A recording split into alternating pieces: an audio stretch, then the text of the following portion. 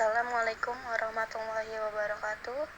Perkenalkan, kami dari kelompok 10 dari Universitas Pamulang akan mempresentasikan tentang peranan industrialisasi dalam pembangunan ekonomi. Yuk kita simak. Jadi, apa sih kebijakan industrialisasi dalam pembangunan ekonomi? Jadi, indikator keberhasilan dari industrialisasi di suatu daerah ditentukan oleh kinerja dari industri-industri tersebut. Meskipun bukan hanya menjadi tujuan akhir dari pembangunan ekonomi, namun industrialisasi yang merupakan upaya untuk mencapai tingkat pertumbuhan yang tinggi, serta berkelanjutan yang selanjutnya akan menciptakan pendapatan per kapita tinggi. Nah, di sini ada pengertian industrialisasi. Apa sih?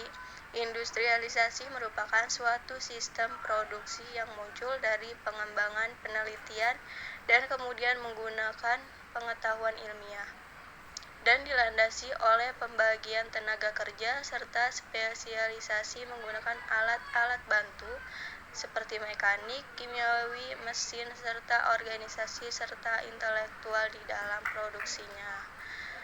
Nah, industrialisasi di dalam arti sempit yang menggambarkan penggunaan secara luas sumber-sumber tenaga non-hayati dalam rangka produksi barang atau jasa.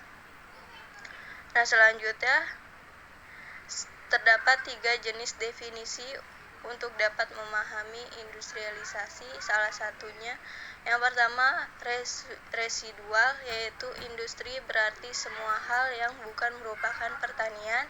Yang ketiga sektoral, yang mengatakan industri adalah energi, pertambangan, dan juga usaha manufaktur. Yang ketiga bersifat mikro dan makro, yaitu sebagai proses produksi yang lebih luas sebagai proses sosial industrialisasi. Nah, di sini ada tujuan industri.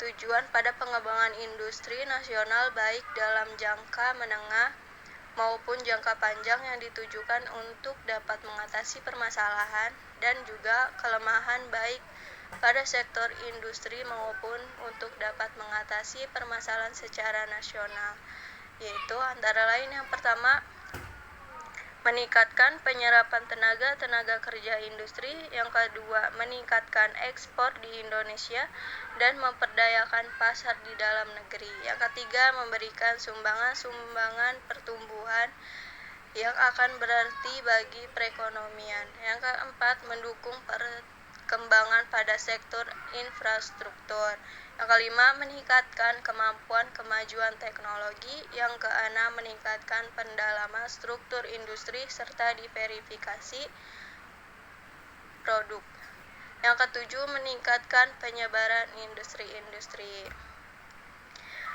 Nah, kala ini faktor-faktor pendorongan industrialisasi. Yang pertama ada kemampuan pada teknologi dan inovasi, yang kedua laju pertumbuhan pada pendapatan nasional per kapita, yang ketiga kondisi dan struktur pada awal ekonomi di dalam negeri, besarnya pangsa pasar yang ditentukan pada tingkat pendapatan dan jumlah penduduk. Yang kelima, ciri industrialisasi yaitu dengan cara pelaksanaan industrialisasi seperti pada tahap implementasi, yaitu jenis industri unggulan serta insentif yang diberikan. Yang keenam, negara yang memiliki sumber daya alam yang besar cenderung lebih lambat dalam industrialisasi. Yang ketujuh, kebijakan atau strategi pemerintah seperti tax holiday dan bebas bea masuk bagi industri orientasi ekspor. Nah, di sini ada unsur-unsur industrialisasi. Yang pertama, masyarakat yang telah melakukan proses produksi menggunakan mesin. Yang kedua, berskala dengan besar. Yang ketiga, pembagian kerja yang teknis dan relatif kompleks. Yang keempat, menggunakan tenaga kerja dengan keterampilan yang bermacam-macam. Selanjutnya, struktur industri. Yang pertama itu ragam produk barang konsumsi sederhana, barang konsumsi dengan kandungan teknologi yang lebih canggih, barang modal. Yang kedua, insentitas pada pemakaian faktor-faktor produksi, barang dengan padat karya dan juga barang dengan padat modal, orientasi pada pasar barang domestik dan barang ekspor. Selanjutnya ada strategi pembangunan ekonomi nasional inklusif. Yang pertama, pengembangan SDM, kedua, pembangunan infrastruktur, penyederhanaan regulasi, Omnibus Law, insentif fiskal, jaminan bansos, dan pembiayaan UMKM, meningkatkan pengembangan industri orientasi ekspor, bidang usaha prioritas atau DNI, meningkatkan perdagangan internasional. Di sini ada rekomendasi agar strategi ini berhasil. Yang pertama, pasar yang harus menciptakan adanya sinyal harga yang dapat merefleksikan kelangkaan barang bersangkutan tersebut baik pada pasar input maupun pasar output. Yang kedua, tingkat pada proteksi impor harus rendah. Yang ketiga, nilai tukar pada realistis. Yang keempat, adanya insentif demi peningkatan ekspor. Pola pengembangan industri.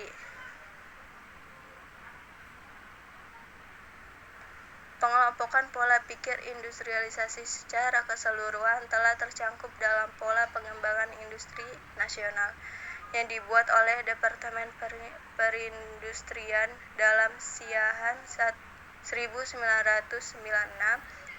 Tersebut berintikan 9 butir kebijakan. Yang pertama, pengembangan industri yang diarahkan untuk pendalaman dan pemantapan struktur industri serta dikaitkan dengan sektor lainnya.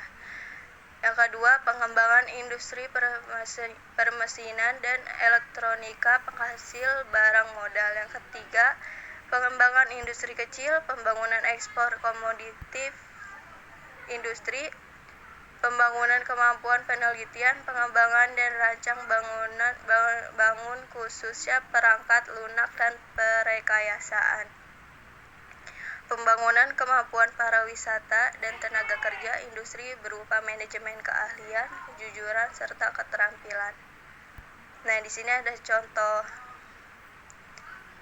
Peran industri yang pesat akan merangsang pertumbuhan sektor pertanian untuk menyediakan bahan baku bagi industri. Sektor jasa juga berkembang dengan adanya industrialisasi, misal berdirinya lembaga-lembaga keuangan, lembaga-lembaga pemasaran atau periklanan, sehingga keadaan tersebut menyebabkan meluasnya peluang kerja yang pada akhirnya akan meningkatkan pendapatan dan permintaan masyarakat. Contoh soal dan pembahasan. Jadi, bagaimana perkembangan sektor industri di Indonesia? Dari sini ada jawabannya dalam Undang-Undang Nomor 25 Tahun 2011 tentang Program Pembangunan Ekonomi Nasional yang berisi bahwa dalam rangka mengintensifikkan